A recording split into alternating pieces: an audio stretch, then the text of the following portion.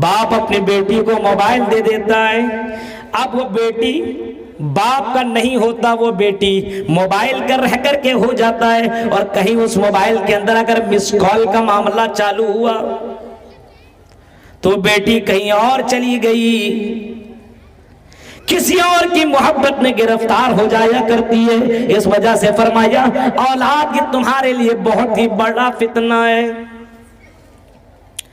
یا ایھا الذین آمنوا قوا انفسکم واہلیکم نارا، اے ایمان والو تم اپنے آپ کو اور اپنے پریوار والے کو، اپنے فیملی کو، اپنے بچے کو، اپنی بیٹی کو، اپنے بیٹے کو جہنم کی آگ سے بچاؤ۔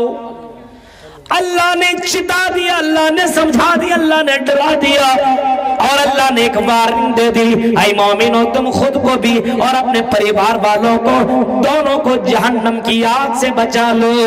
اپنے فیملی کو، آج اپنے بچوں سے اتنی محبت کیا کرتے ہو کہ وہ بچہ اگر دنیا کی آگ میں جلنے لگے تو میرے بھائی یہ بچہ جل رہا لیکن لگے گا کہ تم جل رہے ہو، تمہیں اتنی تکلیف ہوتی ہے، تم دنیا کی آگ سے اپنے بچے کو بچانے کے لیے کوشش کرتے ہو، اور اس بچے کو بڑے بڑے ڈاکٹروں کے پاس لے کر کے جاتے ہو، بڑے بڑے ہاسپٹلوں میں لے کر کے جایا کرتے ہو، اور اپنے بچے کو بچانے کے لیے اپنی زمین و جائیداد بیچ کر کے اپنے بچے کو بچاتے ہو۔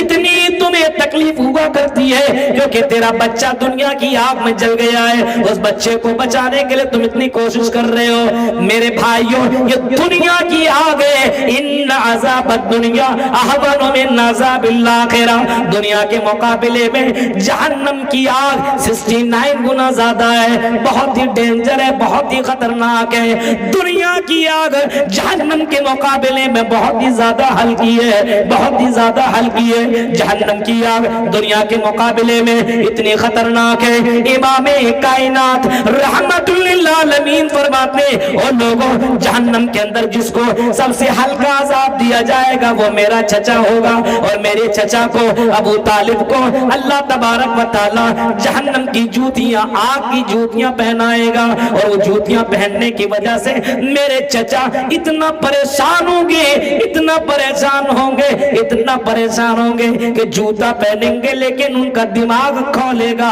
اتنا ڈینجر عذاب جہنم کا دیا جائے گا۔ اب بتائیے دنیا کی آگ سے بچانے کے لیے ہم اتنی کوشش کرتے ہیں لیکن جہنم کی آگ سے بچانے کی کوشش نہیں کر رہے۔ اپنی اولاد کو، یہ اولاد بہت ہی بڑی نعمت ہے، آزمائش ہے، یہ اولاد آپ کے لیے آخرت میں جنت میں جانے کے ذریعہ ہے۔ چاہے وہ اولاد لڑکا کی شکل میں ہو یا لڑکی کی شکل میں ہو، اپنی اولاد کی تربیت دو، تعلیم دو۔ اللہ کے نبی فرماتے ہیں، اللہ کے نبی فرماتے ہیں جب تم شادی کرو تو شادی بہت سوچ سمجھ کر کے کیا کرو۔ لڑکی کو دیکھا بڑی خوبصورت ہے، بس لگ گیا اس کے پیچھے، نمازی ہے کہ نہیں، دیندار ہے کہ نہیں، کیسی ہے ویسی کوئی مطلب نہیں ہے، بس لڑکی دکھ رہی ہے، اچھی ہے، جینس ٹی شرٹ پہنتی ہے، اس کے پیچھے لگے، دینداری سے کوئی مطلب نہیں، لگ گیا۔ شادی ہوئی، شادی ہونے کے بعد اپنے بیوی سے ملا، اور بیوی سے ملاقات کے وقت ان کو دعا بھی معلوم نہیں ہے کہ کون سی دعا پڑھی جائے۔ حمل بھی ٹھہر گیا، اب وہ بچہ پیٹ کے اندر ہے، ماں نہ قرآن کی تلاوت کر رہی ہے، ماں نہ نماز پڑھ رہی ہے، باپ بھی آتا تو گھر کے اندر موبائل لگا کر کے بھجپوری گانا لگاتا ہے، وہ آواز وہ عورت وہ لڑکی سنتی ہے، حرکت وہ نقل کر رہی ہے، عورت کے مائنڈ کے مطابق بچہ جنم لیتا ہے۔ ماں جس طریقے سے کام کرتی ہے، اگر زیادہ پریشر اور زیادہ ٹینشن لے تو بچہ بڑا اچھا پیدا نہیں ہوتا ہے۔ عورت کو بہت ہی زیادہ بہت ہی سنجیدگی کے ساتھ ہونا چاہیے اور اپنے اس بچے کے لیے دعا مانگنی چاہیے۔ جو بچہ ابھی ابھی اس دنیا میں ہی نہیں آیا، اس بچے کے لیے دعا ہونی چاہیے، اس بچے کے لیے دعا مانگنی چاہیے۔ بچہ دنیا میں پیدا ہوا، اللہ کے نبی فرماتے ہیں جب بچہ دنیا کے اندر پیدا ہو، جب دنیا کے اندر بچہ وجود پائے، جب دنیا کے اندر بچہ آ جائے تو وہ بچہ کے کان میں اللہ کا نام آنا چاہیے، اس بچے کے کان کے اندر اللہ کا نام ہونا چاہیے، اللہ کا نام۔ बोलने लगे हल्का हल्का हल्का, तो उसको तुम सबसे पहले अल्लाह अल्लाह बुलवाओ, अल्लाह अल्लाह। जब बच्चा और बड़ा और बोलने की ताकत हो तो उसको तुम ला इलाहा इल्लल्लाह बुलवाओ, अल्लाह के बारे में बताओ, अल्लाह के पावर के बारे में बताओ, ला इलाहा इल्लल्लाह मुहम्मदुर रसूलुल्लाह उस बच्चे को सिखाओ। बच्चा धीरे धीरे आपको देख के कॉपी कर रहा है। आप बैठ करके पी रहे हैं पानी तो बच्चा भी बैठ के पिएगा, आप खड़े खड़े पी रहे हैं तो बच्चा भी खड़े खड़े पिएगा, आप दाहिने हाथ से पीते हैं तो धीरे धीरे बच्चा भी दाहिने। बच्चा देखता मेरा बाप कैसा क्या करता है, मेरी माँ क्या करती है। बेटी अपनी माँ की कॉपी करती है और बेटा अपने बाप का कॉपी करता है, वो बेटा अपने परिवार का कॉपी करता है। अल्लाह के नबी फरमाते हैं जब बच्चा 7 साल का हो और शादीशुदा लोगों, अब अचानक में कहते मौलवी साहब मेरा बेटा देखिए ना बिगड़ गया, कुछ सुनता ही नहीं है, ये तरीका अपनाओ। अल्लाह के नबी फरमाते मोरो औलादकुम बिस्सलाति वहुम अबनाउ सब'i सिनीन, जब बच्चा 7 साल का हो तो उस बच्चे को तुम नमाज पढ़ने का हुक्म दो।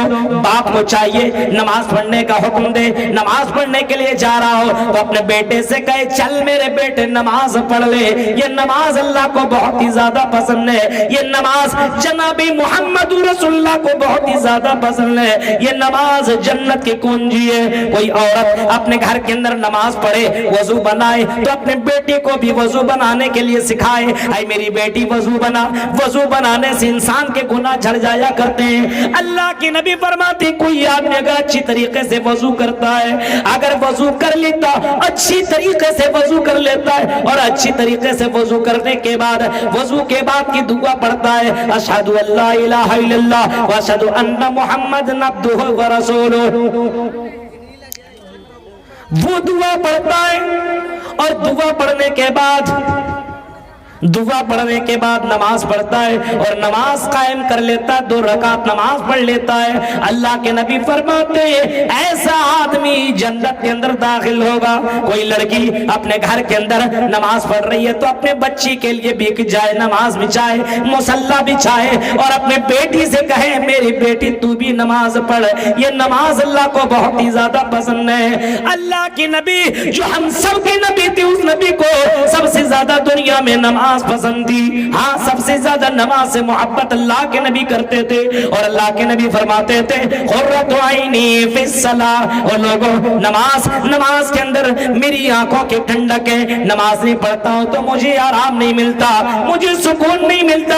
ये नमाज ये जन्नत की कुंजी है, ये नमाज इंसान की जिंदगी का सबसे इंपॉर्टेंट इबादत है। कल क़यामत के दिन सबसे पहला सवाल इसी नमाज के ताल्लुक से किया जाएगा। अव्वलु मा युहासबु बिल अब्दि यौमल क़ियामति अस्सलाह, सबसे पहला सवाल क़यामत के दिन इसी नमाज के ताल्लुक से बंदों से पूछा जाएगा तुमने नमाज पढ़ी या नहीं पढ़ी, तुमने नमाज पढ़ी या नहीं, ये पहला सवाल बंदों से किया जाएगा। इस वजह से जनाब मोहम्मद रसूलुल्लाह बच्चों की तरबियत का तरीका बता रहे हैं कि जब बच्चा 7 साल का हो तो बच्चे को नमाज पढ़ने का ऑर्डर दो। आज हमारे यहाँ अपने बच्चे 7 साल का हो तो नमाज पढ़ने का ऑर्डर देते हैं, हुक्म देते हैं। कहाँ से हुक्म दे? बाप नमाज नहीं पढ़ रहा तो बेटे को कहाँ से बोले? माँ नमाज नहीं पढ़ती है तो बेटी को नमाज पढ़ने के लिए कौन कहे?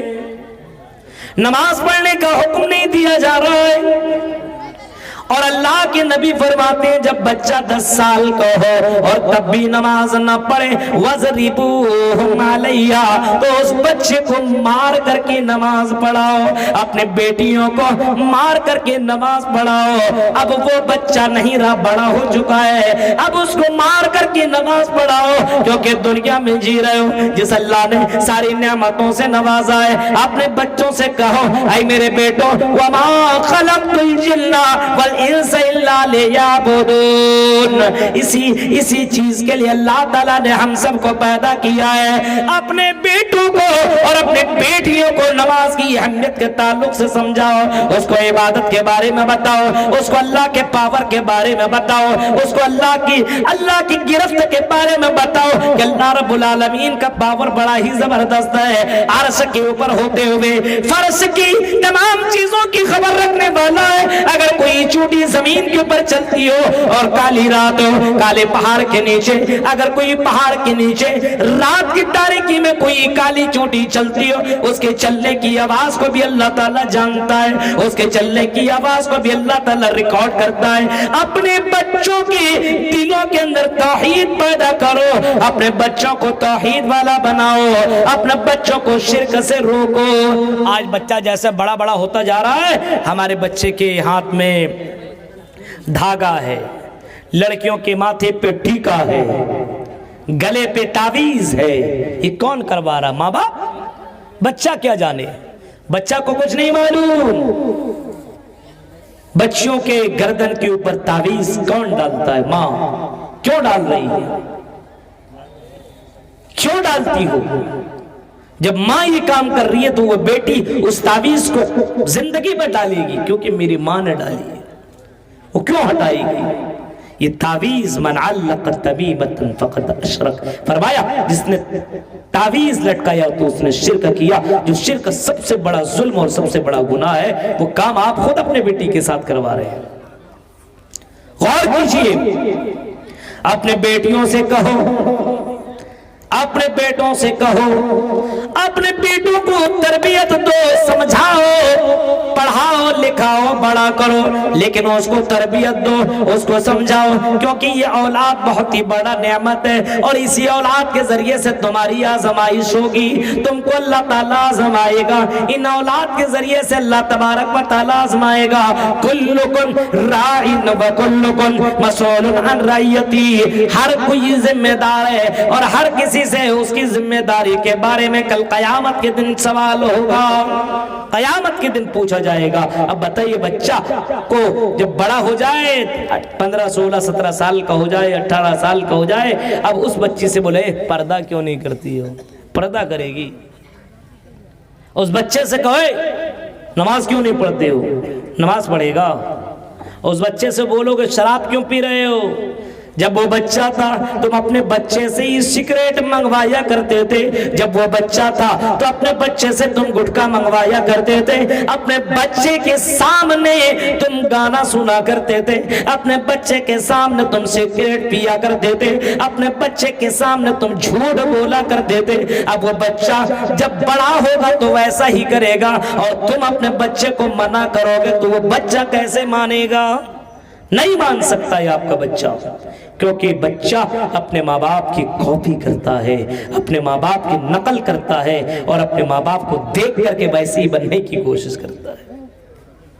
غور کیجئے میرے بھائیوں, اپنے بچوں کے دلوں کے اندر اللہ کی توحید پیدا کرو, اللہ کے بارے میں بتاؤ, سمجھاؤ کہ اللہ کا پاور اتنا ڈینجر ہے, بیٹا یہ گناہ مت کرنا, اللہ کا عذاب بہت ہی ڈینجر ہے. سمجھاؤ, بتاؤ اس کو شروع سے. نماز اگر تم چھوڑو گے, نماز اگر تم چھوڑو گے میرے بیٹے, شروع سے بچے کے دل کے اندر ڈال دو, ہاں یہ نماز نبیوں کے لیے, یہ تمام نبی جتنے بھی انبیاء رسول پیغمبر اور رشی منی دنیا میں آئے سب اسی نماز سے محبت کیا کرتے تھے. حضرت اسماعیل وَكَانَ يَأْمُرُ أَهْلَهُ بِالصَّلَاةِ, حضرت اسماعیل اپنے فیملی کو نماز کا حکم دیا کرتے تھے, خود نماز پڑھا کرتے تھے. حضرت زکریا بھی نماز سے محبت کرتے تھے. اپنے بیٹے سے کہو اے میرے بیٹے, اے میری بیٹی, اس نماز کو کبھی بھی چھوڑنا بھی نہیں, کبھی بھی مت چھوڑنا. اور نماز ہندو دھرم کے اندر بھی موجود ہے. یوگی یوجی ستت ماتمانم رہسستتا ایکا کی یچتاتی من نراش پرگیا پنجم سمیا کرتبیا, یہ نماز ہندو دھرم کے اندر بھی موجود ہے. ہندو دھرم کے اندر نماز کا باقاعدہ ذکر موجود ہے کہ یوگی یوجی ستت ماتمانم رہسستتا ایکا کی یچتاتی من نراش پرگیا. نماز یہ جان بوجھ کر مت چھوڑنا, کنٹینیو پڑھتے رہنا. اور نماز کس طریقے سے پڑھنا, گویا کہ تم اپنے رب کو دیکھ رہے ہو. اپنے بچے کو اس طریقے سے تربیت دو, نماز پڑھو تو سوچو کہ اللہ تعالیٰ دیکھ رہا ہے.